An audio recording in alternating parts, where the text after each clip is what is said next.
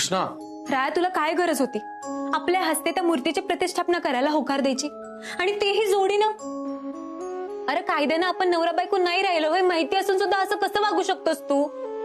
आणि कुठल्या नात्याने आपण त्या मूर्तीची प्रतिष्ठापना करणार आहोत तूच सांग. कृष्णा शांत हो आणि हळू बोल की, ऐकल की कोणीतरी. ते काय का असं ना, पण माझ्या मनाला हे काही पटना झालंय.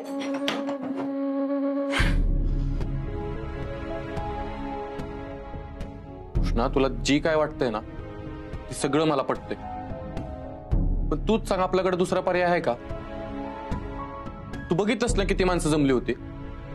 त्यांना जर मी नकार दिला असता आणि त्यांनी जर नकाराचं कारण विचारलं असतं तर काय सांगणार होतो आपण? त्यामुळे हो म्हणलो मी. अरे पण हे चुकीचं आहे. आपण नवरा बायको नाहीये, त्यामुळे आपण ती पूजा नाही करू शकत.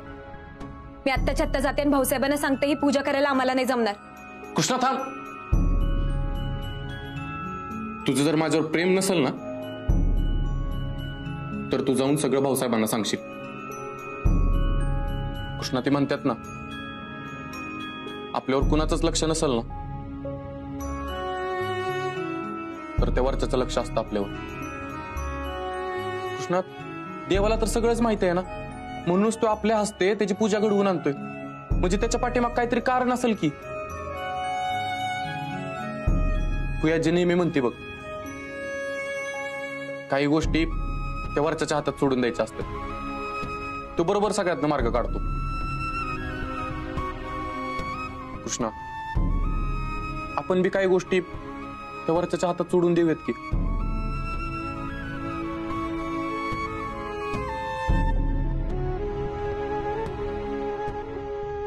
मला हे सगळं फार अवघड वाटतंय राय. मला नाही वाटत हे नाटक मी जास्त दिवस करू शकेन. कृष्णा, हे मंगळसूत्र काढून ठेवतेस खरं, पण उद्या सकाळी उठल्यावरती घालायला विसरू नकोस. नाहीतर आपण लग्नाच्या नात्यात नाही आहोत हे घरच्यांना लगेच कळत.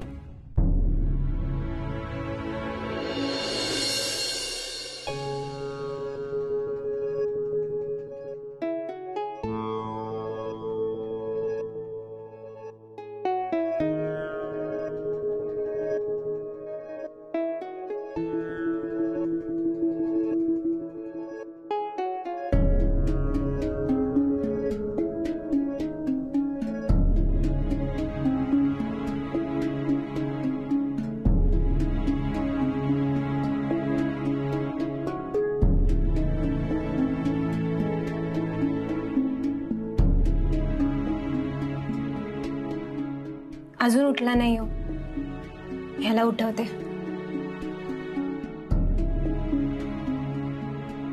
नाही नको, झोपला तर झोपू दे.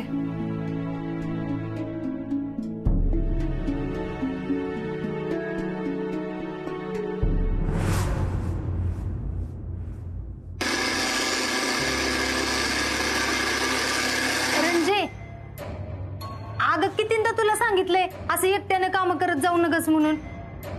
मला सांगत जा. सांग बरं मी काय काम करू. हा, तेवढी भाजी निवड. हा, अंतरा. हा ये, बस. एवढी भाजी निवड. अगं मी केलं असतं पण माझी पाटान लय दुखत्या ग. एक सून काम करणं झाली आ बाई, तू तर कर. हो करते ना, हे माझंच घर आहे, मी या घरची सून आहे म्हटल्यावर मला काम केलंच पाहिजे. ते कर्तव्य आहे ना माझं. गुली आत्या, तू बस आराम कर. हा, नाहीतर एक काम का नाही करत? ती बघ तिथे भांडी पडली, ती का नाही घासत? होय बाय, घासायलाच पाहिजे ती की. आता आपण ह्या घरात राहतोय म्हणल्यावर तेवढं तर करायलाच पाहिजे. हो ना. वाईच माझी पाटान दुखत्या, पर काय करायचं. अगं आय आय आय, पाटान लय दुखत्या, पर करते बाय आता कसं तर. थांब, असू दे, घासता येतील नंतर. घरच्या सुनेला तेवढं तरी काम राहू देत. आत्या, काय हो, काय करताय? काही मदत करू का? मदत तर मी घेणारच आहे, पण हे सगळं काय चाललंय? का हो आत्या, काय झालं? विधात्यांची सून म्हणून आणि रायाची बायको म्हणून मिरवायला आवडतं ना तुला? मग त्या नात्याचा मान कोण ठेवणार? रीतभात कोण सांभाळणार? गळ्यात मंगळसूत्र नाहीये, पायात जोडवी नाहीयेत, हे सगळं काय चाललंय तुझं? नवरा जिवंत आहे ना तुझा? मग तरी सुद्धा असली थेरं कशी सुचतात तुला? का अपशकुन करून माझ्या लेकाचा जीव घ्यायचा आहे तुला? सौभाग्यवती आहेस ना? हा, मग ही कुठली चाल आहे वागायची? या घरात मी असलं काही खपवून घेणार नाही. अगं एक दिवस राहिला असल चुकून मंगळसूत्र घालायचं. तुझे दिवस आठव. तू या घरात लगीन करून आलीस तेव्हा किती चुकायचीस. मी किती सांभाळून घेतलंय तुला, आणि हिच्याकडनं एक चूक झाली तर लगेच फैलावर घ्यायला लागलीस. मी हे सगळं तिच्या चांगल्यासाठीच बोलत होते. मग ते चांगल्यापणाने सांगावं. हे असं खेचून ओरडून सांगायची कुठली पद्धत आहे? आणि तू ग लोकांचं म्हणणं लय मनावर लावून घेऊ नकोस. जा मंगळसूत्र आणि जोडव्या घालून ये.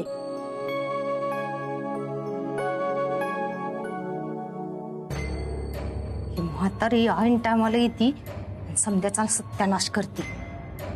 काय म्हणलीस? कोण? मी नाही बाय काय म्हणलं. तू काय बी म्हणू नकोस. ती भांडी पडली आहेत ना, ती घास जा. हा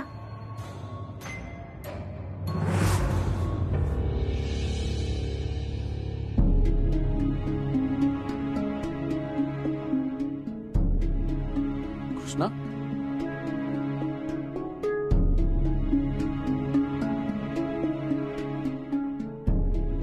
कृष्णा, काय झालं ग? का रडतेस तू? तुला कोणी काय बोललं का?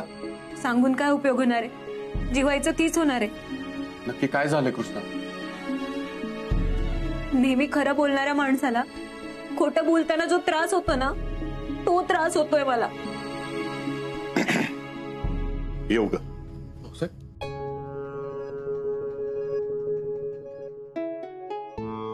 झाली का तयारी?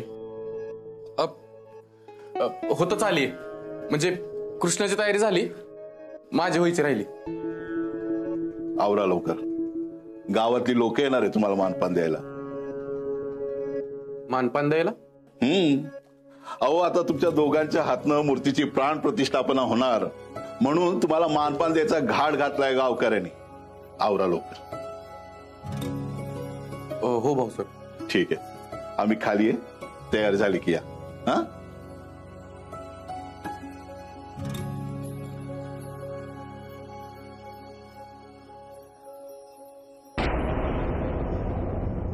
कृष्णा, तू पण आवरायला घे पटकन. मला नाही जमणार राया. कृष्णा ग, शब्द दिलाय त्यांना मी. पण मला खोटं वागावं लागतंय ना. मला नाही आवडत असं कुणाला फसवायला राया. आणि मला ही समज नाही जमणार. त्या माणसानं वाटतंय आपण दोघं नवरा बायको आहे म्हणून एवढा मान देतात ते आपल्याला. पण आता आपण नवरा बायको नाही राहिलेलो राया. मग हा मानपान कसा स्वीकारायचा? कृष्णा शांत हो.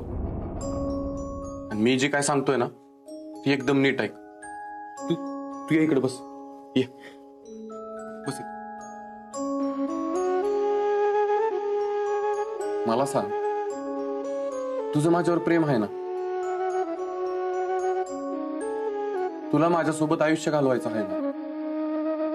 मग जर आपल्याला सोबत राहायचं असेल कृष्णा, तर हे नाटक चालूच ठेवावं लागेल.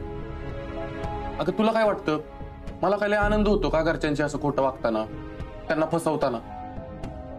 कृष्णा, माझं मन मला सांगतंय तू कुणालाच फसवत नाहीयेस, तू कुणाला त्रास देत नाहीयेस, तर एक नातं जपतेस. माझ्यासाठी ना तू कशापेक्षाही जास्त महत्वाची आहेस. आणि तुझ्यासाठी वाटेल ते करायला तयार आहे मी. मला वाटत होतं की तू बी माझ्याबद्दल असाच विचार करतेस, पण तसं काही दिसत नाही.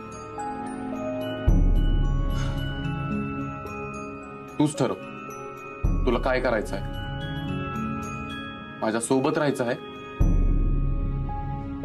का सगळं खरं सांगून माझ्यापासून लांब जायचं आहे? तू घेशील तो निर्णय मला मान्य असेल कृष्ण.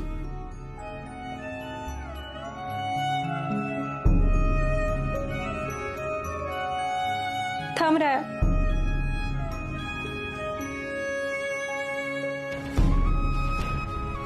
मी पण नाही राहू शकत तुझ्याशिवाय.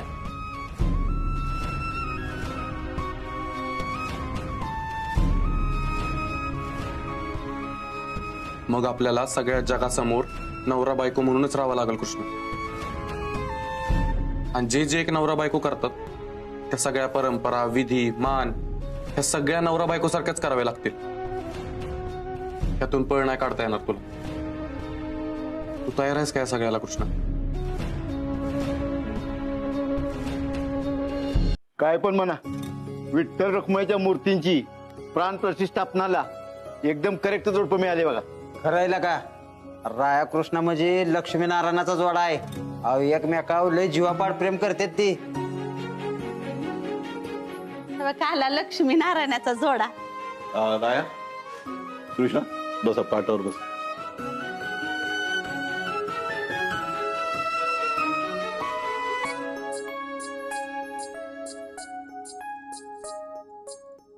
हे बघा, राया आणि कृष्णा दोघही आलेले आहेत. तेव्हा आता वेळ न दवडता आपण मानपानाच्या कार्यक्रमाला सुरुवात करूया.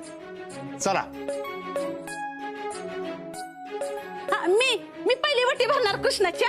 थांब कृष्णा थांब.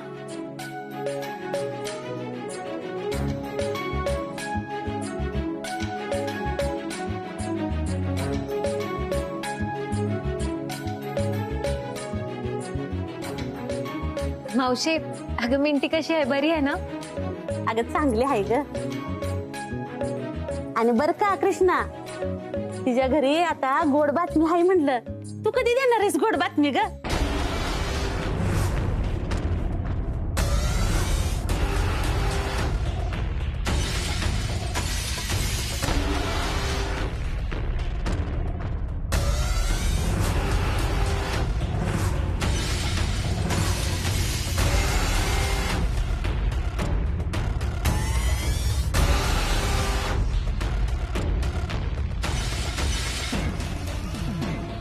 समजूक तुझ्यामुळेच झालंय. मी काय केलं आता? काय केलंय म्हणजे काय? ज्या त्या माणसाने व्यवस्थित काम केलं असतं, हिचा जीव घेतला असता, तर आज ही वेळ आली नसती. ह्यो समधा मान तुला मिळाला असता. तो तर मी आज ना उद्या घेणारच आहे.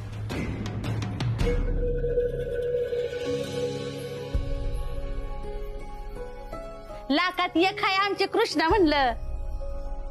वहिनी साहेब, अव लाखात एक सून मिळाली तुम्हाला.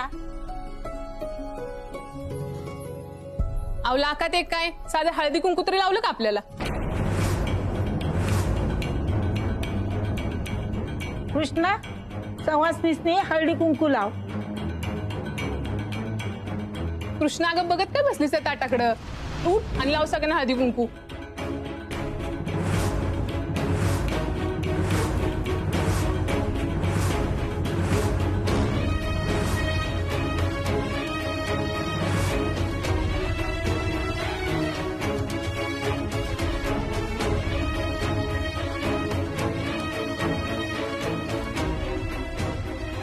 कसं आहे, शिकलेल्या पोरीसने असं वाटतं आपण शिकलोय म्हणजे सारं जगत जिंकलंय. कृष्णा शिये झाल्या, पर अजून तिला साधा हळदी कुकू बी लावाय जमत नाही. ही अशी का वागतेय? का नाही जमणार? कृष्णे, लाव हळदी कुंकू.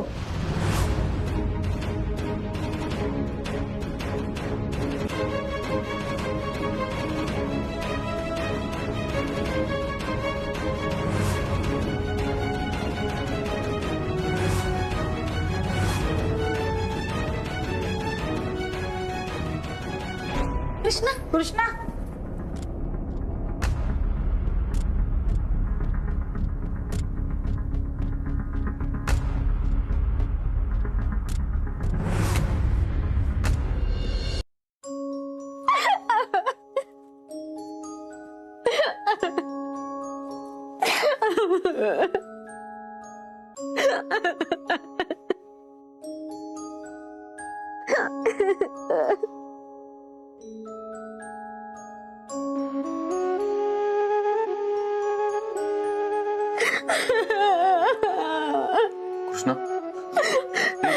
शांत हो. ऐक की, रडू नको. कृष्णा, मला कळतंय ग तुला कसं वाटत असेल, तू काय विचार करतेस, पण असं सगळ्यांसमोरून निघून जाणं मला नाही जमणार आहे. माझ्याच्यानं हे सगळं नाही होणार. मी आयुष्यात कधी कुणाशी खोटं बोलली नाहीये का खोटं वागली नाहीये. मला ना या सगळ्याचा खूप त्रास होतो रे राया. तू बघितलंस आपली घरातली माणसं, त्या बाहेर नाऱ्याला बायका, त्यांना असं वाटतं की आपण दोघं नवरा बायको आहे म्हणून ते एवढा मान देतात. त्यांच्यासाठी मी सुहासीन आहे. पण मला माहितीये ना, मला माहितीये ती तुझी बायको नाही राहिली.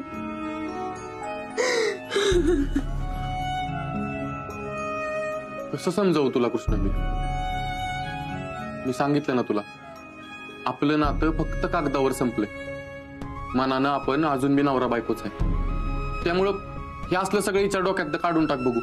मी नाही म्हणले तरी हे विचार माझ्या डोक्यात येत राहतात राया. तुला माहिती, मी रात्रभर व्यवस्थित झोपले नाहीये. मी तुझी बायको राहिली नाही, माझा तुझ्यावर हक्क राहिला नाही.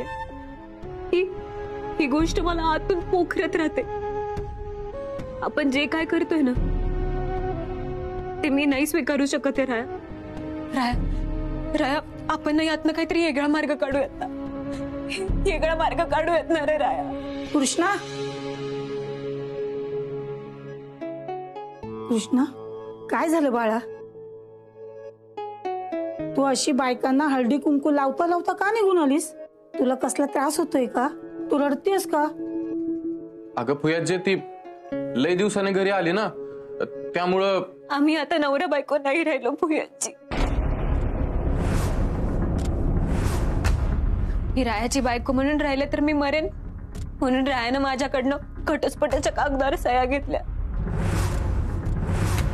फुयाची मी जर कुणाची बायकोच नसेन तर मग त्या खाली आलेल्या बायकांना मी कुठल्या अधिकारानं हळदी कुंकू लावू? माझ्याकडे तो अधिकार नाही राहिला.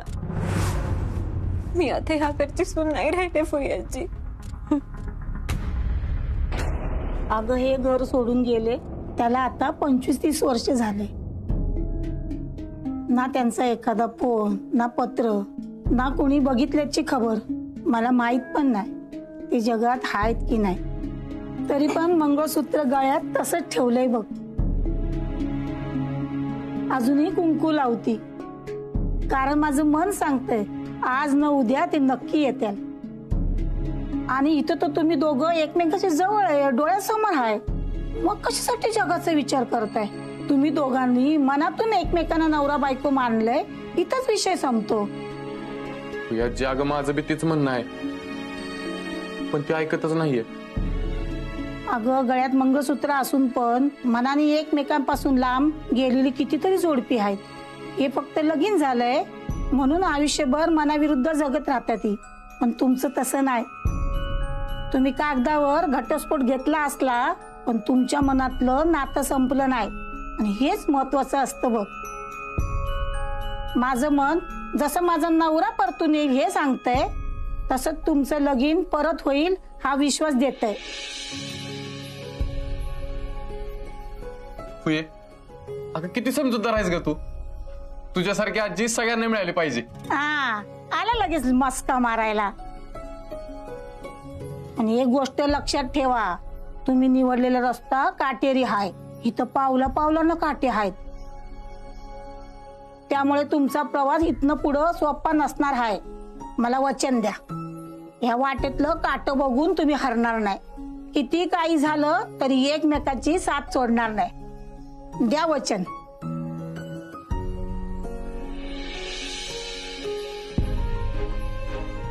आम्ही वचन देतो. आम्ही दोघं कधीच एकमेकांची साथ सोडणार नाही. आता इथनं पुढचा प्रवास आम्ही एकमेकांचा हात हातात घेऊनच करणार.